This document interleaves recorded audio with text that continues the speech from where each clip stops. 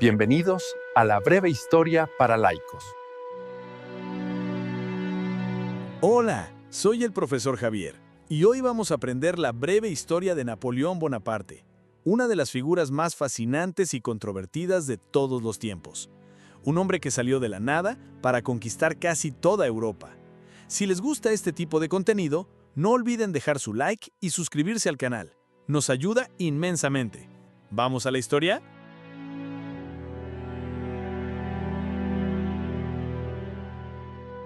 Napoleón Bonaparte es una de esas figuras que parecen sacadas de una novela. Un hombre que, por su pura ambición, inteligencia y genio militar, cambió el mapa de Europa y dejó un legado que, para bien o para mal, perdura hasta hoy. Pero, ¿cómo un chico de una pequeña isla en el Mediterráneo llegó a ser emperador de Francia y amo de casi todo el continente? Vamos a desentrañar esta increíble historia. Nuestra historia comienza en la isla de Córcega, el 15 de agosto de 1769. Allí nace Napoleone di Bonaparte. Sí, su nombre original era italiano. Córcega había sido vendida a Francia por la República de Génova apenas un año antes, por lo que Napoleón nació siendo técnicamente ciudadano francés. Su familia pertenecía a la pequeña nobleza local, lo que le permitió acceder a una educación que sería clave para su futuro. Gracias a una beca, a los 9 años fue enviado a la Francia continental para estudiar en una escuela militar. Imaginen a ese niño lejos de su casa, aprendiendo un nuevo idioma y sintiéndose un extranjero entre los hijos de la alta aristocracia francesa. Ese sentimiento de ser un outsider forjó en él un carácter fuerte, disciplinado y con una sed insaciable de demostrar su valía. Mientras Napoleón se formaba como artillero, Francia estaba a punto de explotar. La Revolución Francesa de 1789 lo cambió todo. La monarquía cayó, el rey Luis XVI fue guillotinado y una república llena de ideales, pero también de caos y terror, se apoderó del país. Para un joven militar ambicioso como Napoleón, este caos era una escalera. La revolución había barrido a gran parte de la vieja guardia de oficiales nobles, abriendo paso a hombres nuevos con talento, sin importar su cuna. Y Napoleón tenía talento de sobra. Su primera gran oportunidad llegó en 1793, en el asedio de Tolón. La ciudad se había rebelado contra la República, con el apoyo de británicos y españoles. El joven capitán Bonaparte, con un plan de artillería brillante y audaz, fue clave para la victoria republicana.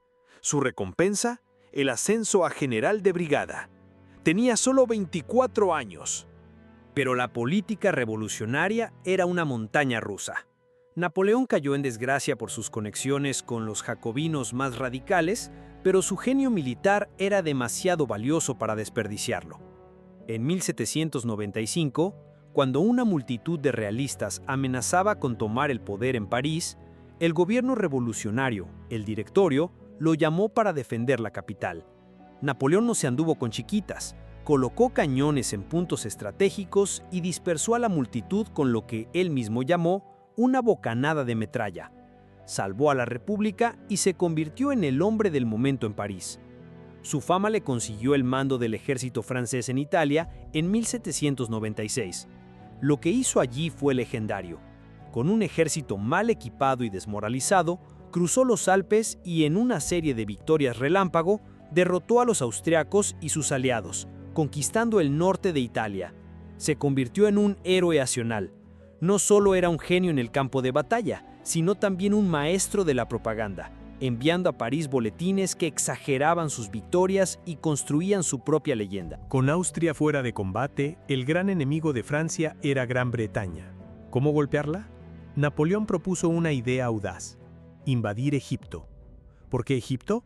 Para cortar las rutas comerciales británicas con la India. La campaña de Egipto, 1798 a 1799, fue un desastre militar. Aunque ganó batallas en tierra, la flota francesa fue aniquilada por el almirante Nelson en la batalla del Nilo, dejando a Napoleón y su ejército atrapados. Sin embargo, culturalmente, fue un éxito. Llevó consigo a un equipo de científicos que redescubrieron las maravillas del antiguo Egipto, encontrando, por ejemplo, la piedra de Rosetta, clave para descifrar los jeroglíficos. Mientras estaba en Egipto, Napoleón se enteró de que el directorio en Francia era un caos de corrupción e ineficacia y que el país estaba al borde del colapso. Vio su oportunidad.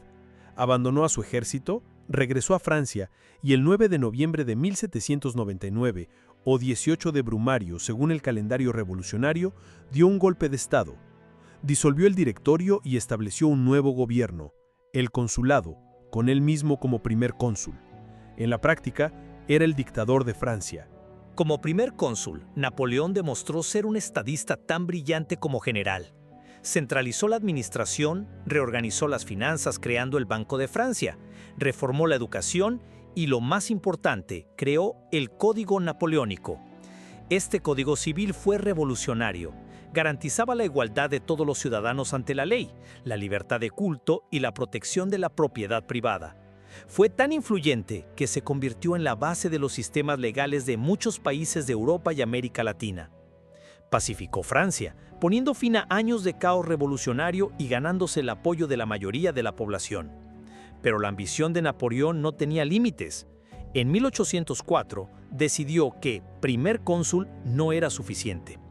Con el apoyo del pueblo, en un plebiscito, se coronó a sí mismo emperador de los franceses en la Catedral de Notre Dame. En un gesto de poder supremo, tomó la corona de manos del Papa Pío VII y se la puso él mismo, y luego coronó a su esposa, Josefina. El Chico de Córcega era ahora el monarca más poderoso de Europa. Como emperador, su principal objetivo fue expandir su poder. Las guerras napoleónicas envolvieron a todo el continente. Gran Bretaña, Austria, Prusia y Rusia formaron coalición tras coalición para detenerlo, pero el genio militar de Napoleón parecía invencible. Su obra maestra llegó en 1805, en la batalla de Austerlitz. Con una estrategia impecable, engañó y aplastó a los ejércitos combinados de Austria y Rusia. Fue su victoria más brillante.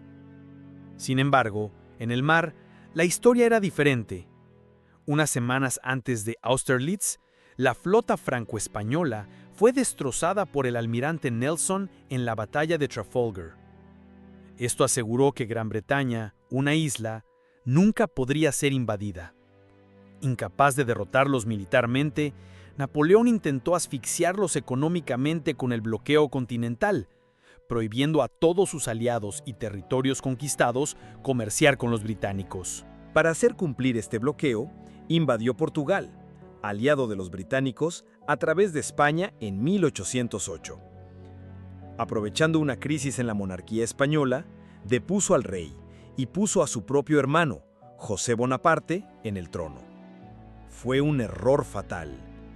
El pueblo español se levantó en una feroz guerra de guerrillas, apoyada por los británicos.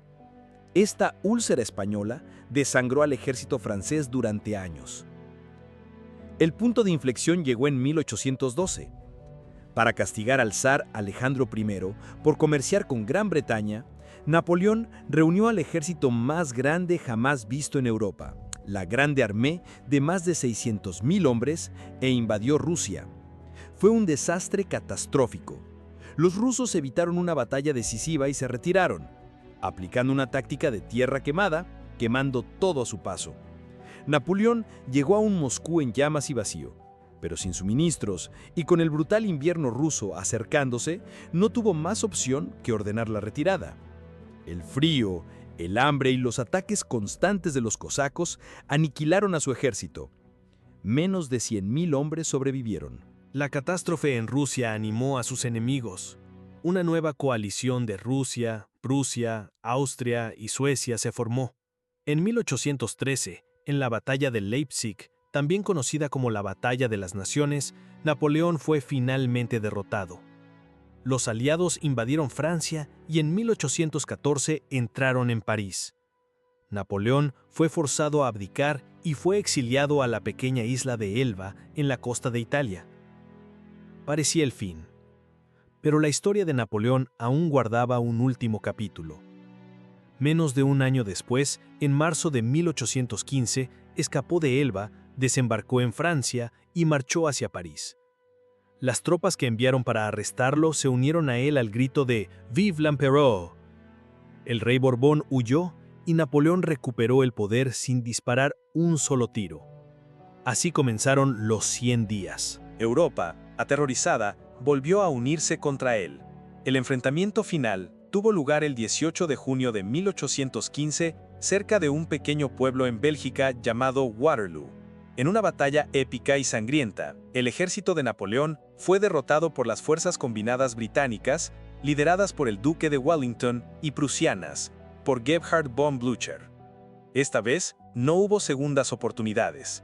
Napoleón fue exiliado a Santa Helena, una remota y desolada isla británica en medio del Atlántico Sur. Allí, vigilado de cerca, pasó los últimos 6 años de su vida dictando sus memorias, construyendo su propia leyenda para la posteridad. Murió el 5 de mayo de 1821. El legado de Napoleón es inmenso y complejo. Fue un déspota que causó la muerte de millones en sus guerras de conquista, pero también fue un modernizador que expandió los ideales de la Revolución Francesa por toda Europa. Su código civil, sus reformas administrativas y su impulso al nacionalismo cambiaron el mundo para siempre. Fue, sin duda, un gigante de la historia, un hombre cuya ambición lo llevó a la cima del mundo y, finalmente, a su destrucción. Espero que hayan disfrutado de este viaje por la historia de Napoleón Bonaparte. Si les gustó, no olviden dejar su like y suscribirse para más videos como este. Nos ayuda inmensamente a seguir creando. Desde ya, muchísimas gracias.